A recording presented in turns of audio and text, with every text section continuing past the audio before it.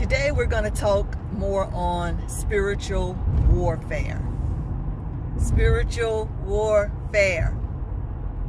And I know some of you may say, is that just going over the top? Do we really need to know spiritual warfare?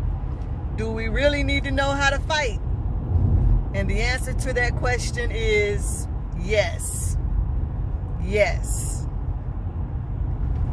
Because there's a time under the sun for everything. Everything. And in some arenas, you will need to know how to do the skill of what is needed.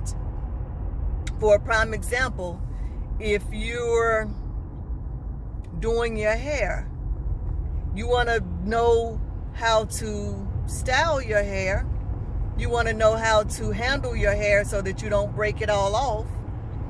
You want to know how to, to monitor if your hair needs to be dyed. Maybe the gray needs to be dyed. Maybe you want another color altogether. But you have to know this. You have to know, you have to be skillfully knowledgeable of this technique. Say if you're ready to prepare a meal, you want to cook a meal in the kitchen. You have to have the knowledge in order to prepare a satisfactory meal. I'll say satisfactory, or for some people that you will prepare that expertise. You know what I'm saying?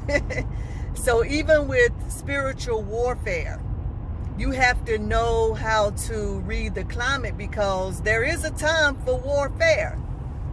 And like I said in another video clip, you're always in warfare. You're always in warfare, because even in peace, you're in warfare, because peace is also a warfare stance, because you have commanded your atmosphere to be conducive with peace. So you are always in warfare, but you just have to know how to fight. You have to know how to pray. You have to know how to intercede. You have to know how to stand still and know that He is God. You have to know that it is the Lord who teaches our hands to war and our fingers to fight, because we are always warring and we are always fighting. That is very, very, very important. Fighting is not always tussling and heavy exertion. Fighting can be just being still. And then you're fighting your flesh and the carnal nature to want to react. So that's still a form of fighting. That's still a form of warfare.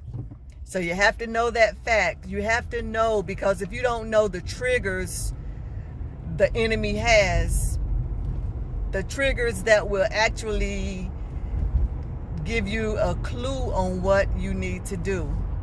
The triggers will actually give you a clue on what you need to do. If you're feeling fearful, then you know that you need to go to war and cast down that fear, because the Lord has not given us the spirit of fear. So you know that that did not come from your father, but it came from your enemy. So you have to go to war in that area. If you are tempted in some kind of way, then you know what you need to go to warfare against. If you are feeling lonely and rejected, then you know what you need to go to warfare against. If you are in need of provision in some kind of way, then you know what you need to go in warfare against. You go in the form of prayer and supplications unto the Lord, so that you beseech Him on your needs, which He already knows what you need even before you ask.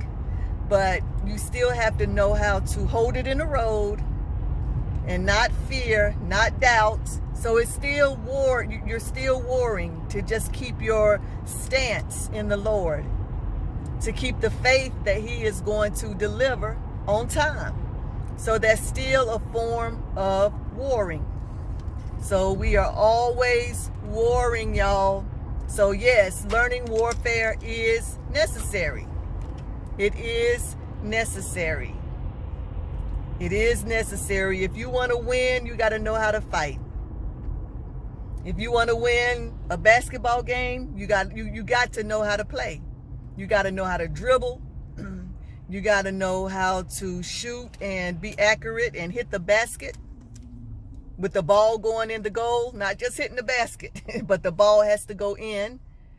You know, you have to know the rules.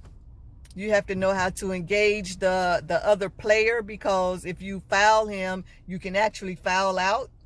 So you have to know how to stay in the lines so that you won't, be out of bounds. You have to know how to, like I said, dribble so that you won't double dribble, or, like stop dribbling and start dribbling again, which is walking.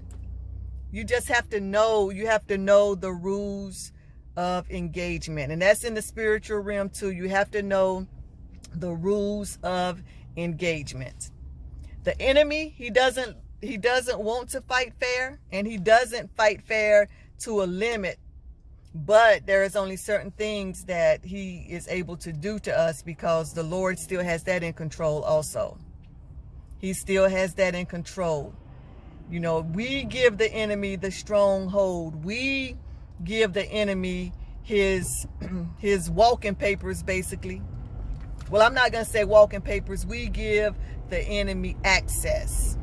We give the enemy access to us because of what we might do, what we might say, and the open doors that we allow to stay open. Because sometimes we can open a door, but we got to know how to war fair and shut that door. We got to know how to cast down those imaginations and every high thing that exalts itself against the knowledge of God.